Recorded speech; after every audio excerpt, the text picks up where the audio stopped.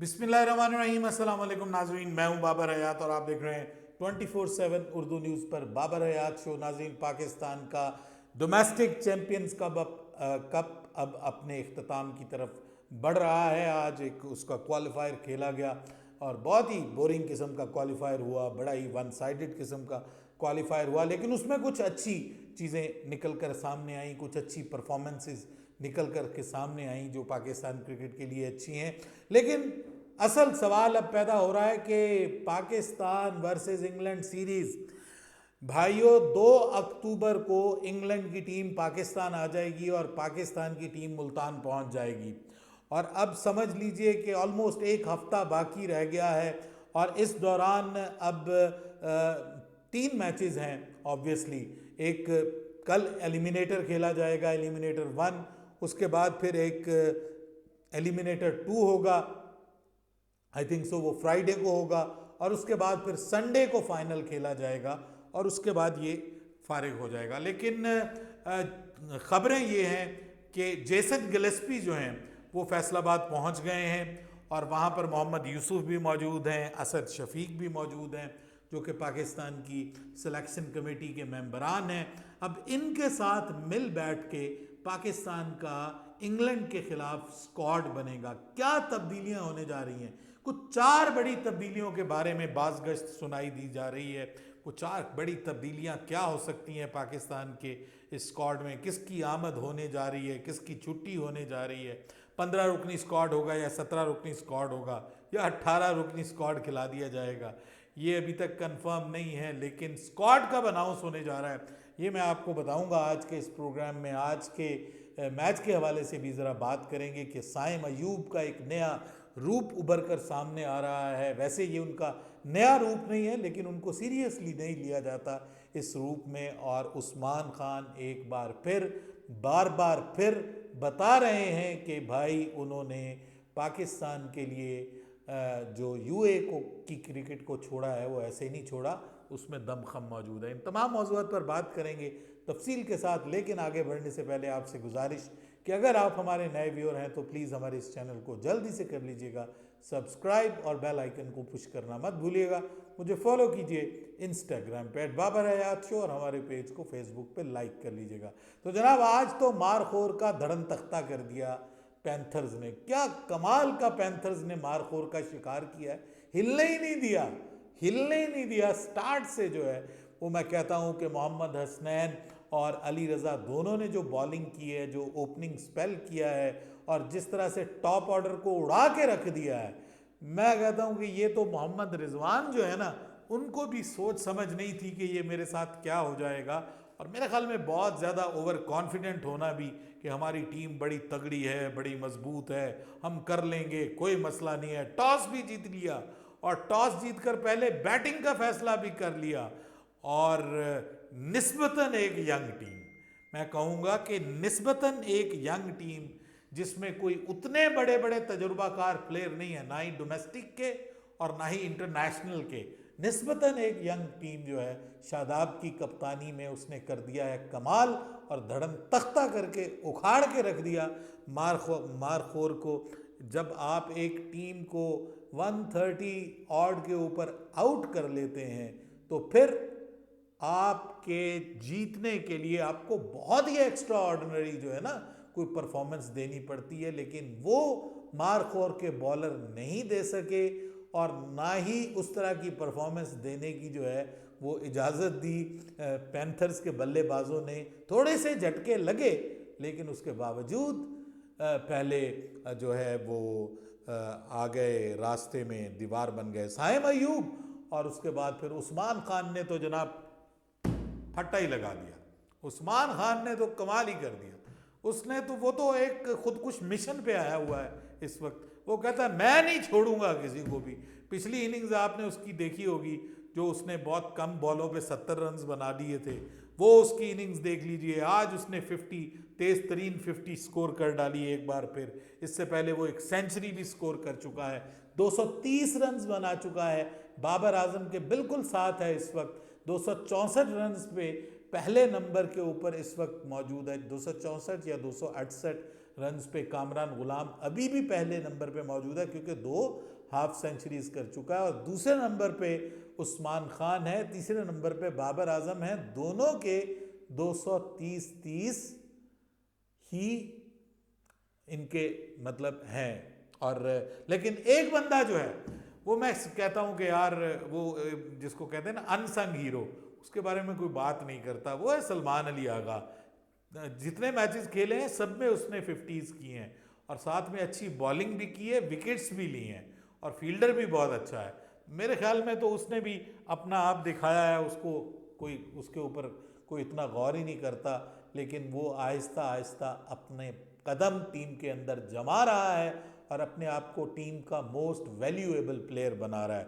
बाकी अगर आप बात करें तो रिजवान को देख लीजिए आप, उनके जो openers Fakhar Zaman was going nowhere, उसके बाद जो है वो हसीबुल्ला को आज कुदरती तौर पे चांस मिला, बेचारा वो भी कुछ नहीं कर पाया। रिजवान बाहर जाती हुई गेंद को खेल के आउट हो गया, और जो है आपका चाचू वो भी नहीं चल सका।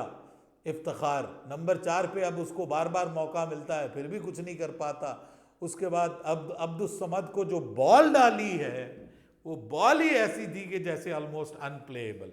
क्या कमाल की वो बॉल की थी साइम अयूब ने। साइम अयूब ने अपने जिसको आप कहते हैं लिस्ट ए कैरियर, ये लिस्ट ए होता है, ये जो 50 ओवर्स के मैचेस होते हैं इसको कहते हैं लिस्ट ए, और जो 3 दिन के 4 दिन के मैचेस होते हैं उनको कहते हैं फर्स्ट क्लास, ठीक है।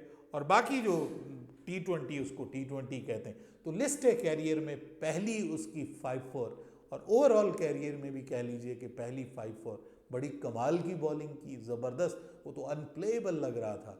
और उसके बाद उसने फिर बैटिंग में भी 30, 32, 33 बना दिए। गलत शॉट खेल के आउट हो गया, वहाँ पे उसका आउट होना नहीं बनता था। तो बहरहाल ये होता है, लेकिन नज़र आया कि जाहिद महमूद जो है ना उसके अंदर भी एक टैलेंट मौजूद है, वो हमें नज़र नहीं आता। पाकिस्तान में इस मेरे ख्याल में इस पूरे टूर्नामेंट में अगर कोई रिस्ट स्पिनर रियल मीनिंग में आपको कोई थ्रेट डालते हुए टीम को किसी को नज़र आया है तो वो जाहिद महमूद है। बाकी ठीक है, लेफ्ट आर्म स्पिनर भी ठीक हैं, ऑफ स्पिनर भी ठीक हैं अपनी अपनी जगह, लेकिन एक प्लेयर ऐसा होता है ना कि अगर उसको कंडीशंस उसके हक की मिलें तो वो फिर मुखालिफ टीम को जो है वो उड़ा के रख देता है। वो उस तरह का स्पिनर मुझे अभी भी वो नज़र आया है। उसके अलावा सॉरी टू से दैट और कोई स्पिनर उस तरह का नज़र नहीं आया, और मेरे ख्याल में वो सेकंड स्पिनर था जिसने 5-4 इस टूर्नामेंट में लिए। टॉप विकेट टेकर में भी वो तीसरे चौथे नंबर पे है। अब मसला ये हो गया है जी कि शादाब खान की क़यादत में उनकी टीम सीधी पहुंच गई है फाइनल में। अब उनको कुछ करने की ज़रूरत नहीं है, संडे तक वो सुकून से बैठें, देखें, इंतज़ार करें और दूसरों को लड़ते देखें कि बाकी जो 4 टीमें हैं वो आपस में, 3 टीमें वो आपस में लड़ेंगी, और लड़के उन तीनों में से एक टीम निकलेगी जो फाइनल में इनके साथ मुकाबला करेगी। कल जो मैच है वो फर्स्ट एलिमिनेटर है, और उसमें बाबर आजम की, अब बाबर आजम की कहेंगे उसको, मोहम्मद हारिस की टीम कौन मानता है इसको, बाबर आजम की स्टैलियन और उधर से शाहीन शाह आफरीदी की टीम जो है वो लाइंस, उन दोनों के दरमियान मुकाबला है। अब ये जो दोनों टीमों के दरमियान जो मैच है ना, जो ये जीतेगी टीम वो फिर मुकाबला करेगी एक बार फिर मारखोर के साथ। मारखोर क्योंकि क्वालिफायर में थी, पहले नंबर पे थी, तो उनको एक और मौका मिल रहा है फाइनल के लिए क्वालिफाई करने का, लेकिन उनको इस एलिमिनेटर की जीतने वाली टीम को हराना पड़ेगा। और ये भी हो सकता है कि यहाँ से स्टैलियन उठे या लायंस उठे और वो मारखोर को वहाँ पर हराए और फाइनल में पहुँच जाए, और फाइनल में पैंथर को हराए और फाइनल जीत जाए। भाई क्रिकेट में फनी थिंग्स कैन हैपन। लेकिन इस पे बात करेंगे कि ये बहुत ही कोई मुझे एक्स्ट्रा ऑर्डिनरी पाकिस्तान की क्रिकेट की खिदमत करते हुए नज़र नहीं आ रहा। ये जो 50 ओवर का है, ठीक है, कुछ प्लेयर्स जो हैं वो अपनी फॉर्म में वापस आ गए हैं, कुछ बॉलर्स जो हैं वो अपनी फॉर्म में वापस आ गए। नए प्लेयर्स के हवाले से बस 2-3 नाम ही हैं जो हम बात कर सकते हैं, जैसे जहांदाद का नाम लिया जा सकता है, जैसे जो है वो ये अली रज़ा लड़का है, इसके हवाले से बात की जा सकती है। अब्दुल समद के हवाले से बात की जा सकती है। आकिफ लड़का जो है फास्ट बॉलर, वो अच्छी बॉलिंग कर रहा है। बाकी सारे आपको पता है पुराने नाम हैं, इवन उस्मान खान भी पुराने नामों में है, कामरान गुलाम भी पुराने नामों में है, तैयब ताहिर भी पुराने नामों में है। नए लड़कों में बस यही जो है वो इक्का दुक्का लोग नज़र आए हैं। बहरहाल अब मसला बड़ा है और दरपेश है पाकिस्तान को बड़ा चैलेंज, जिसके लिए कनेक्शन कैंप भी हो गया, उसमें खिलाड़ियों की मिन्नतें तरले भी हो गई, खिलाड़ियों ने अपनी बातें सुनाई। उन्होंने कहा हमें पता ही नहीं होता हमने अगला मैच खेलना है या नहीं खेलना, हमें उसका नहीं पता होता, हमारा फ्यूचर सेफ नहीं है, हमें पैसों की धमकियां दी जाती हैं, अगर अच्छा नहीं खेलोगे तो पैसे कम मिलेंगे। उन्होंने अपने रोने रोए, इन्होंने अपने रोने रोए और आखिर में नतीजा ये निकला कि भाई कुछ नहीं होने वाला, खोदा पहाड़ निकला चूहा, वो वाला मैंने आपको कल हाल बता दिया था। अब शान मसूद की क़यादत में पाकिस्तान की टीम सेलेक्ट होगी और वो इंग्लैंड के खिलाफ 7 अक्टूबर को मुल्तान में पहला टेस्ट मैच खेलेगी। इंग्लैंड की टीम 2 अक्टूबर को मुल्तान पाकिस्तान पहुंचेगी और ऑब्वियसली उसके बाद वो भी मुल्तान पहुंच जाएंगे। पाकिस्तान की टीम भी 2 अक्टूबर को मुल्तान पहुंच जाएगी। अब करना क्या है, हम कर क्या सकते हैं? पाकिस्तान का जो स्क्वाड है, जो पिछले सीरीज का स्क्वाड था, उसमें आपने ऑलमोस्ट अपने सबसे बेहतरीन जो रेड बॉल के प्लेयर्स हैं वो खिलाए हैं। हाँ, आपने स्पिनर्स नहीं खिलाए, स्पिनर आपके पास एक ही था।